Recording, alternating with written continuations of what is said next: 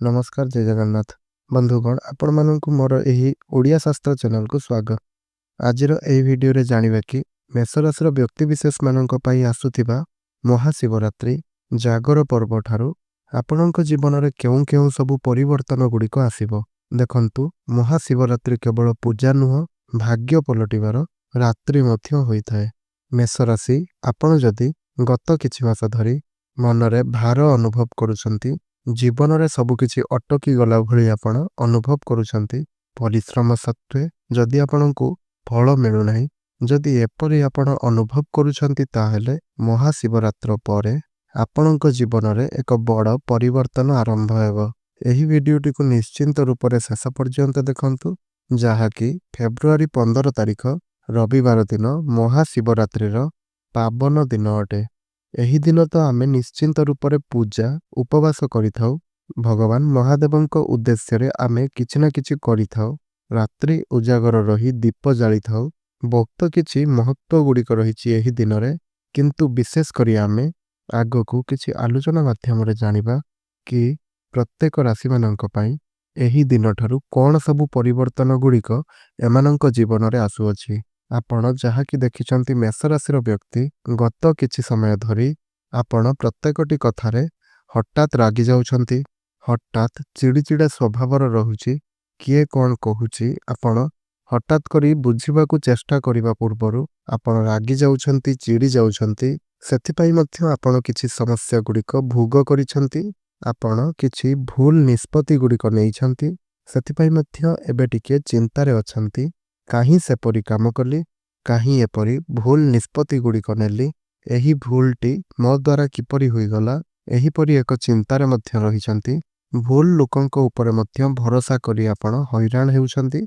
एहा सहित मध्य आपणकर किछि संपर्क भांगी अछि, काहार कटु कथा आपणक मनरे बारंबार आसुअछि। से मते काहींकी एपरि कहिले, चाकरी ओ व्यवसाय रे मध्य अटकिला भली आपण निजको अनुभव करूछंती। धन आपणक पाखरे रहु नाही, एपरि समय आउ केते दिन चलिबो, एही प्रश्न आपणक मनरे रहुअछि। तो मने रखंतु ग्रह मानंकर गोचर ग्रह मानंकर गोचर स्थिति कोन कहूछि आपण मानंक विषय रे। तेबे ग्रह मानंकर स्थिति एबे कोन रहुअछि, आगको ग्रह मानंकर स्थिति कोन रहिबो। आपणकर तृतीय भावरे देवगुरु बृहस्पति अवस्थान एबे करूछंती, पंचम स्थान रे केतु, आपणकर दशम गृह रे जहा कि चारोटी ग्रह रहिथिले बुध, शुक्र, सूर्य ओ मंगल, एवं एही चारोटी ग्रह मानंकर राशि परिवर्तन हेबो ताहा मध्य जानिबा। ताहार प्रभाव मध्य आगकू आपणक जीवन रे कोन आसीबो ताहा संपर्क रे मध्य जानिबा। आपणकर एकादश भावरे राहु विराजमान करूछंती, द्वादश भावरे आपणकर शनि विराजमान करूछंती। तो आपणकर एकादश भावकू आगामी किछि दिन मध्यरे जहा कि 4 फेब्रुआरी को बुध आसी जिवे, 6 फेब्रुआरी को शुक्र आसी जिवे, 13 फेब्रुआरी को सूर्य एवं 23 फेब्रुआरी को मंगलंकर गोचर हेबो। तो आपणकर एकादश भावरे राहुंक साथिरे एही चारोटी ग्रह रहिबे। तेबे आपणकू अनेक क्षेत्र रे कोन सबु लाभ मिलिबो एवं केउं क्षेत्र रे आपण सावधान सतर्कता अवलंबन करिवे, आसंतु एही वीडियोटी रे जानिबा। विशेष करी महाशिवरात्रि जागर परठारु आपणक जीवन रे अनेक शुभ परिवर्तन गुड़िक आसीबो, अनेक किछि भूल बुझामणा कटिबो, अनेक किछि परिवर्तन एपरि आसीबो जहार आशा रे आपण एपर्यंत अछंती। तो महाशिवरात्र परे विशेष करी भूल बुझामणा, जहा कि कहा सहित जदि किछि कथा कटाकटी होइथिला, किछि भूल बुझामणा गुड़िक होइथिला, कथार किछि अर्थ अलगा बाहरी समस्या सृष्टि होइथिला, ताहार समाधान हेबो। जे आपणक ठारू दूरेई जाइथिले ते पुणी आपणक निकटकू आसी पारंती। सिंगल मानंक पई, मेष राशि व्यक्ति विशेष मानंक पई बहुत ही किछि गंभीर एवं दृढ़ संपर्क आरंभ होई पारे। विवाहित व्यक्ति विशेष मानंकर राग कमिबो, एगु कमिबो, घरे शांतिर वातावरण रहिबो। किंतु आपण मने रखंतु एबे आपणकर रागकू आपणकर एकादश भावरे 5 ग्रह जहा कि मंगलंक सहित राहु विराजमान करूछंती।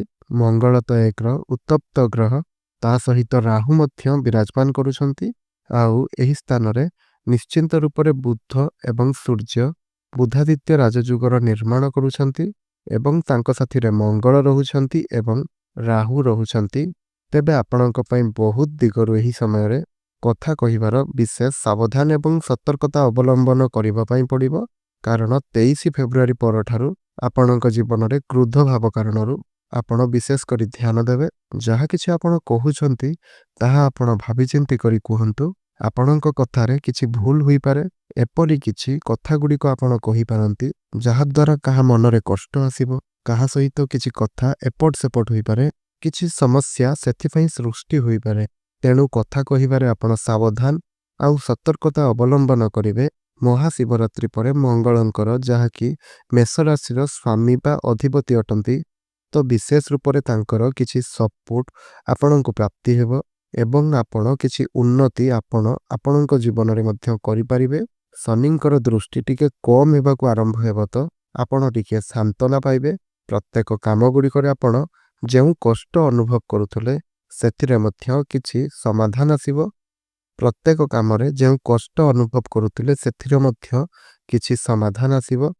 ଶନିଙ୍କ କାରଣରୁ ଆପଣଙ୍କ ଗୃହରେ ଏବଂ ଆପଣଙ୍କ ଜୀବନରେ ଅନେକ ପ୍ରକାରର ଚମତ୍କାରୀ ପରିବର୍ତ୍ତନ ଗୁଡ଼ିକ ଆସିବ। ବିଶେଷ କରି ଏହି ମହାଶିବରାତ୍ରି ଠାରୁ ମହାଦେବଙ୍କ କୃପାରୁ ଆପଣ ଆପଣଙ୍କ ଜୀବନରେ ବିଶେଷ କରି ଧୈର୍ଯ୍ୟବାନ ହେବେ ଏବଂ ଅଧିକ ଧୈର୍ଯ୍ୟ ଆପଣଙ୍କ ପାଖରେ ରହିବ। ଯାହା ପରିସ୍ଥିତି ଆସିଲେ ମଧ୍ୟ ଆପଣ ଶାନ୍ତ ଚିତ୍ତରେ ରହି ଆପଣ ସେହି ସବୁ ପରିସ୍ଥିତିର ମୁକାବିଲା କରିପାରିବେ। ଆପଣଙ୍କର ଚିତ୍ତ ଶାନ୍ତ ରହିବ। ଭୁଲ ନିଷ୍ପତ୍ତି ଆପଣ କରିବେ ନାହିଁ। ଯାହା ବି କିଛି ଜୀବନରେ ଭୁଲ ନିଷ୍ପତ୍ତି କାରଣରୁ ଆପଣ ଯେଉଁ ସମସ୍ୟା ଗୁଡ଼ିକରେ ପଡ଼ୁଥିଲେ, ସେହି ସବୁ ଭୁଲ ନିଷ୍ପତ୍ତି ଆପଣଙ୍କର ଆଗକୁ ଆଉ ରହିବ ନାହିଁ। ଦେଖିବେ ଆପଣଙ୍କର ମନ ଶାନ୍ତ ହେବ। ପ୍ରତ୍ୟେକଟି କ୍ଷେତ୍ରରେ ଆପଣ ଠିକ୍ ନିଷ୍ପତ୍ତି ନେଇପାରିବେ, ଠିକ୍ କଥା ଠିକ୍ ଜାଗାରେ କହିପାରିବେ ଏବଂ ଆପଣଙ୍କର ଠିକ୍ ନିର୍ଣ୍ଣୟ ରହିବ। ଚାକିରି ଆଉ ବ୍ୟବସାୟ କ୍ଷେତ୍ରରେ ମହାଶିବରାତ୍ରି ପରେ ବିଶେଷ କରି ନୂଆ ଅବସର ଆପଣଙ୍କୁ ମିଳିବ। ଅଟକି ରହିଥିବା କାମ ଆପଣଙ୍କର ଆରମ୍ଭ ହେବ। ଚାକିରିଆମାନଙ୍କ ପାଇଁ ପଦବୀରେ କିଛି ପ୍ରମୋସନ୍ ମଧ୍ୟ ରହୁଅଛି। ଏହି ବିଷୟରେ ମଧ୍ୟ ଆପଣ ବିଶେଷ କରି ଧ୍ୟାନ ରଖନ୍ତୁ। ବ୍ୟବସାୟରେ ଆପଣ କିଛି ନୂତନ ଡିଲ୍ ଆପଣ କରିପାରନ୍ତି। ପୁରୁଣା ଲସ୍ ଗୁଡ଼ିକ ସବୁ ଆପଣଙ୍କର ରିକଭର ହୋଇପାରେ। ଯାହା ବି କିଛି ପୁରୁଣା କ୍ଷତି କିଛି ବି ହୋଇଅଛି, ଏହି ସମୟରେ ତାହାର ଭରଣ ହୋଇଯିବ। କିନ୍ତୁ ମନେ ରଖନ୍ତୁ, ଆଗାମୀ ସମୟରେ ବିଶେଷ କରି ରାହୁ ଆପଣଙ୍କୁ ଚାଲାକ ଗୁଣ ତ ଟିକିଏ ଦେଇଥାନ୍ତି ଆଉ ମଧ୍ୟ କିଛି ହଇରାଣରେ ପକାଇଥାନ୍ତି। ଏପରି ଆପଣ କିଛି ନିଷ୍ପତ୍ତି ଗୁଡ଼ିକ ନେଇଥାନ୍ତି ଯାହାଫଳରେ ଆପଣ କିଛି ଅସୁବିଧାରେ ପଡ଼ିଥାନ୍ତି। ତା ସହିତ କେତୁ ଆପଣଙ୍କର ପଞ୍ଚମ ଭାବରେ ରହୁଛନ୍ତି। ତେଣୁ ଆପଣ ଆପଣଙ୍କର ବୁଦ୍ଧି ନଥିଲା ଭଳି କିଛି କାମ ଗୁଡ଼ିକ କରିପାରନ୍ତି। ଏପରି ଆପଣ ମନେ ରଖନ୍ତୁ। ତ ବିଶେଷ କରି ତୁରନ୍ତ ଲୋଭ, ସଡନ୍ କୌଣସି ଜାଗାରୁ କୌଣସି ପ୍ରକାରର ଲାଭ ମିଳୁଛି, ଏହି ସବୁ ଲୋଭ ଗୁଡ଼ିକରୁ ଆପଣ ଦୂରେଇ ରୁହନ୍ତୁ, ନହେଲେ ଆପଣ ସମସ୍ୟାରେ ପଡ଼ିପାରନ୍ତି। ଧନ ଏବଂ ଭାଗ୍ୟର କ୍ଷେତ୍ର, ଧନ ତ ଆସିବ, କିନ୍ତୁ ସବୁ କ୍ଷେତ୍ରରେ ସତର୍କ ରହିବା ମଧ୍ୟ ଏହା ଆବଶ୍ୟକ ରହୁଅଛି। ଆପଣ ଅଯଥା ଖର୍ଚ୍ଚ ଗୁଡ଼ିକ ପ୍ରତି ଆକର୍ଷିତ ହୋଇ ତ ରହିବେ, କିନ୍ତୁ ଆପଣ ଖର୍ଚ୍ଚ କମ୍ କରିବା ପାଇଁ ଚେଷ୍ଟା କରନ୍ତୁ। ମହାଶିବରାତ୍ରି ପରେ ବିଶେଷ କରି ମୁଣ୍ଡର ଚାପ ଆପଣଙ୍କର ନିଶ୍ଚୟ ରୂପରେ କମିବ। ଆୟର ନୂତନ କିଛି ନା କିଛି ନୂଆ ସ୍ରୋତ ଆପଣଙ୍କୁ ଦେଖିବା ପାଇଁ ମିଳିବ। ଆୟର ସ୍ରୋତ ନିଶ୍ଚିନ୍ତ ରୂପରେ ଭଲ ଲାଗିବ। ଭାଗ୍ୟ ଆପଣଙ୍କର ହଠାତ୍ ରୂପରେ ସାଥ ଦେବ, ଯାହାଦ୍ୱାରା କି ଆପଣ କିଛି ଅଚାନକ ଭାବରେ ଲାଭ କରିପାରନ୍ତି। ହଠାତ୍ କରି ନୂତନ କିଛି ବଡ଼ ସଫଳତା ପାଇପାରନ୍ତି। ଆପଣ ଯେତିକି ପରିଶ୍ରମ କରିଛନ୍ତି ତାଠାରୁ ଅଧିକ ସଫଳତା ଆପଣ ଏବେ ପାଇପାରନ୍ତି। ସ୍ୱାସ୍ଥ୍ୟ କ୍ଷେତ୍ର ବିଷୟରେ ଯଦି ଆମେ କଥା ହେବା, ତାହେଲେ ଆପଣଙ୍କର ସ୍ୱାସ୍ଥ୍ୟ ରହିବ ଏବଂ ସ୍ୱାସ୍ଥ୍ୟରେ ସୁଧାର ଦେଖାଦେବ। ଯଦି ଛାତ୍ରଛାତ୍ରୀମାନଙ୍କ କଥା ହେବା, ଛାତ୍ରଛାତ୍ରୀମାନଙ୍କର ପାଠପଢ଼ା କ୍ଷେତ୍ରରେ ମନ ଲାଗିବ, ଭୟ କମିବ। ଯାହା ବି କିଛି ଆଗକୁ ରେଜଲ୍ଟ ଆସିବାର ଅଛି, ସେଥିରେ ଆପଣଙ୍କୁ ଅନୁକୂଳ ରେଜଲ୍ଟ ମିଳିବ। ଭଲ ରେଜଲ୍ଟ ଦେଖିବା ପାଇଁ ମିଳିବ। ଭଲ ରେଜଲ୍ଟ ମଧ୍ୟ ଆପଣ କରିପାରିବେ। ଭଗବାନଙ୍କର ନାମ ନିଅନ୍ତୁ। ଓମ୍ ନମଃ ଶିବାୟ ମନ୍ତ୍ର ଅଧିକରୁ ଅଧିକ ଜପ କରନ୍ତୁ। ଏହାଦ୍ୱାରା ଆପଣଙ୍କର ଆତ୍ମବିଶ୍ୱାସ ବଢ଼ିବ। ମହାଶିବରାତ୍ରି ବା ଜାଗର ଦିନ ବିଶେଷ କରି ନିଶ୍ଚିନ୍ତ ରୂପରେ ଆପଣ ଶିବଲିଙ୍ଗରେ ଜଳ ଓ ବେଲପତ୍ର ଅର୍ପଣ କରନ୍ତୁ। ଓମ୍ ନମଃ ଶିବାୟ 108 ଥର ଏହି ମନ୍ତ୍ରର ଜପ ଆପଣ ଅବଶ୍ୟ ରୂପରେ ଏହି ଦିନ କରନ୍ତୁ।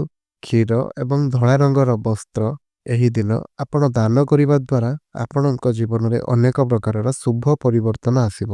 ମେଷ ରାଶିର ବ୍ୟକ୍ତିବିଶେଷମାନଙ୍କ ପାଇଁ ଯେଉଁମାନଙ୍କର ସମ୍ପର୍କ ଆଗରୁ ଭାଙ୍ଗିଥିଲା ତାହା ଏବେ ଆପଣଙ୍କର ଗଢ଼ି ଉଠିବାର ସମୟ ଆସିଅଛି। ବର୍ତ୍ତମାନ ଏବେ ଆପଣଙ୍କ ଜୀବନରେ ଶୁଭ ପରିବର୍ତ୍ତନ ଆଣିକରି ଆସୁଅଛି। ଆପଣଙ୍କ ଜୀବନରେ ଆଲୋକ ଆସୁଅଛି। ଯାହା ବି କିଛି ସମସ୍ୟା, ଯାହା ବି କିଛି ଦୁଃଖ ଗୁଡ଼ିକ ଆପଣ ଦେଖିଥିଲେ, ଅତୀତର ଜୀବନରେ ହଠାତ୍ କରି ଯାହା ବି ଆପଣ ଭୁଲ ନିଷ୍ପତ୍ତି ଗୁଡ଼ିକ ନେଇଥିଲେ, ସମ୍ପର୍କ ଭାଙ୍ଗିବାକୁ ନେଇ ମଧ୍ୟ ଆପଣ ଚିନ୍ତିତ ରହିଥିଲେ, ଛୋଟ ଛୋଟ କଥା ଗୁଡ଼ିକୁ ନେଇକି ଆପଣଙ୍କ ସମ୍ପର୍କ ଭାଙ୍ଗୁଥିଲା, ଚାକିରି ଓ ବ୍ୟବସାୟରେ କିଛି ଅଟକିଲା ଭଳି ଆପଣ ଅନୁଭବ କରୁଥିଲେ, ଧନ ଆସିଲେ ମଧ୍ୟ ଠିକ୍ ସେ ରହୁନଥିଲା ଆପଣଙ୍କ ପାଖରେ, ତ ଆଗକୁ ଆପଣଙ୍କର ବିଶେଷ କରି ଶନିଙ୍କର କୃପା ଦୃଷ୍ଟି ମିଳିବ। ଚନ୍ଦ୍ର ଆଉ ବୃହସ୍ପତିଙ୍କର ସହାୟତା ମିଳିବ। ମନରେ ଧୈର୍ଯ୍ୟ ଆସିବ। ଶାନ୍ତ ଚିତ୍ତ ଆପଣ ହେବେ। ଭୁଲ ନିଷ୍ପତ୍ତି ଆପଣ ଆଉ ନେବେ ନାହିଁ। ମହାଶିବରାତ୍ର ପରେ ଯାହା ବି କିଛି ଆପଣଙ୍କର ଭୁଲ ବୁଝାମଣା ଗୁଡ଼ିକ ରହିଛି ତାହା ସବୁ କିଛି ଆପଣଙ୍କର ଦୂର ହେବ। ଯେଉଁମାନେ ଆପଣଙ୍କ ଠାରୁ ଦୂରେଇ ଯାଇଥିଲେ, ଟିକେ ଟିକେ କଥାକୁ ନେଇ ସେମାନେ ଆପଣଙ୍କ ନିକଟକୁ ସବୁ ଆସିପାରନ୍ତି। ଯାହା ସାଥିରେ ଆପଣଙ୍କର କଥା କଟାକଟି ହୋଇଥିଲା ବା ବନ୍ଦ ହୋଇଥିଲା, ସେମାନଙ୍କର ପୁଣି ଆପଣଙ୍କ ନିକଟକୁ ସମ୍ପର୍କ ଫେରିପାରେ। ଗୃହରେ ଶାନ୍ତିର ବାତାବରଣ ରହିବ। ଗୁରୁଜନ ଏବଂ ମାତାପିତାଙ୍କର ଆଶୀର୍ବାଦ ରହିବ। ଆପଣଙ୍କ ଜୀବନରେ ଶୁଭ ପରିବର୍ତ୍ତନ ଆସୁଅଛି। କିନ୍ତୁ କେତୋଟି କଥା ପ୍ରତି ମଧ୍ୟ ଆପଣ ଧ୍ୟାନ ଦିଅନ୍ତୁ। କଥା କହିବା ସମୟରେ ଆଗକୁ ବିଶେଷ କରି ଆପଣଙ୍କ ଜୀବନରେ ବହୁତ କିଛି କଠିନତାର ସମୟ ମଧ୍ୟ ଆପଣଙ୍କର ଆସୁଅଛି, ଯାହାକି ଆପଣଙ୍କର ଏକାଦଶ ଭାବରେ ରାହୁଙ୍କ ସହିତ ମଙ୍ଗଳ ଆସୁଛନ୍ତି। ସେହି ସ୍ଥାନରେ ବୁଧ, ଶୁକ୍ର, ସୂର୍ଯ୍ୟ ଏମାନେ ମଧ୍ୟ ସବୁ ଏକାଠି ହେଉଛନ୍ତି। 5ଟି ଗ୍ରହ ଆପଣଙ୍କର ଏକାଦଶ ସ୍ଥାନ, ଯାହାକି ଆପଣଙ୍କର ଆୟର କ୍ଷେତ୍ର, ଲାଭର କ୍ଷେତ୍ର, ଛୋଟ ଛୋଟ ଆପଣଙ୍କର ଇଚ୍ଛାମାନର କ୍ଷେତ୍ର ମଧ୍ୟ ଦେଖାଯାଇଥାଏ। ତେଣୁ ଏହି ସ୍ଥାନ ଆପଣଙ୍କର ନିଶ୍ଚିନ୍ତ ରୂପରେ କିଛି ନା କିଛି ପ୍ରଭାବିତ ହେବ। କିଛି କଥାକୁ ଆପଣ ମନେ ରଖନ୍ତୁ। ଆଗକୁ ଆପଣ ବିଶେଷ କରି ସତତ କହିବା ଭଲ, କିନ୍ତୁ ମନରେ ଆଘାତ ଦେବା ଭଳି, କାହାକୁ କଷ୍ଟ ହେବା ଭଳି ଶବ୍ଦ ଭୁଲରେ ବି ବ୍ୟବହାର କରନ୍ତୁ ନାହିଁ। ଯାହାକୁ ଯାହା କହୁଛନ୍ତି ନରମ ଭାବରେ ଶବ୍ଦ ବ୍ୟବହାର କରନ୍ତୁ। ଚାକିରିରେ କୌଣସି ବଡ଼ ଧରଣର ବଦଳି ନିଷ୍ପତ୍ତି କରନ୍ତୁ ନାହିଁ, ପରିବର୍ତ୍ତନ କରନ୍ତୁ ନାହିଁ। ହଠାତ୍ କିଛି ବଡ଼ ମହତ୍ତ୍ୱପୂର୍ଣ୍ଣ ନିଷ୍ପତ୍ତି ନିଅନ୍ତୁ ନାହିଁ। ଧାର ଦେବାଠାରୁ ଆପଣ ସମ୍ପୂର୍ଣ୍ଣ ରୂପରେ ଦୂରେଇ ରୁହନ୍ତୁ। ଧାର ଆପଣ କାହାକୁ ଦିଅନ୍ତୁ ନାହିଁ। ବିନା ଲେଖାପଢ଼ାରେ କାହା ସହିତ ଆପଣ ଡକୁମେଣ୍ଟ ସମ୍ବନ୍ଧୀୟ କାର୍ଯ୍ୟ କରନ୍ତୁ ନାହିଁ। ପ୍ରେମ ଆଉ ବୈବାହିକ ଜୀବନରେ ଆପଣ ମୁଁ ହିଁ ଠିକ୍, ଏହିଭଳି ଇଗୋ ଭାବନା ଗୁଡ଼ିକ ଆପଣ ଛାଡ଼ି ଦିଅନ୍ତୁ। ଦାମ୍ପତ୍ୟ ଜୀବନ ଆପଣଙ୍କର କିପରି ଠିକ୍ରେ ଚାଲିବ, ଲଭ୍ ଜୀବନରେ ଆପଣ କିପରି ଠିକ୍ରେ ଆଗକୁ ଚଲାଇବେ, ଏହି ବିଷୟରେ ଆପଣ ଧ୍ୟାନ ଦିଅନ୍ତୁ। କମ୍ କଥା କୁହନ୍ତୁ, କିନ୍ତୁ ଶାନ୍ତ ଚିତ୍ତ ହୋଇକରି କୁହନ୍ତୁ। ମଙ୍ଗଳଙ୍କର କୃପା, ଶନିଦେବଙ୍କର କୃପା, ଚନ୍ଦ୍ର ଆଉ ବୃହସ୍ପତିଙ୍କର କୃପା, ଏହା ଆପଣଙ୍କ ଜୀବନରେ ଅନେକ ପ୍ରକାରର ଶୁଭ ପରିବର୍ତ୍ତନ ମଧ୍ୟ ନେଇକରି ଆସିବ। ବିଶେଷ କରି ମହାଶିବରାତ୍ର ପରେ ଆପଣଙ୍କୁ କିଛି ଶୁଭ ଅବସର ମିଳିବ। ଅଟକି ରହିଥିବା କାମ ଗୁଡ଼ିକ ଆପଣଙ୍କର ଆରମ୍ଭ ହେବ। ହଠାତ୍ କିଛି ଆପଣଙ୍କର ବଦଳି ହୋଇପାରେ, ପ୍ରମୋସନ୍ ହୋଇପାରେ। ହଠାତ୍ କୌଣସି ପ୍ରକାରର ନିଷ୍ପତ୍ତି ଆପଣ ନିଅନ୍ତୁ ନାହିଁ। ଭାବିଚିନ୍ତି କରି ନିଷ୍ପତ୍ତି ନେଇପାରନ୍ତି।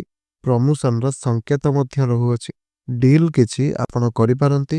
ପୁରୁଣା ଲସ୍ କିଛି ବି ଆପଣଙ୍କର ରିକଭରି ହୋଇପାରେ। ତୁରନ୍ତ ଭାବରେ ଏହି ସମୟରେ ଆପଣ ଲୋଭ କରନ୍ତୁ ନାହିଁ।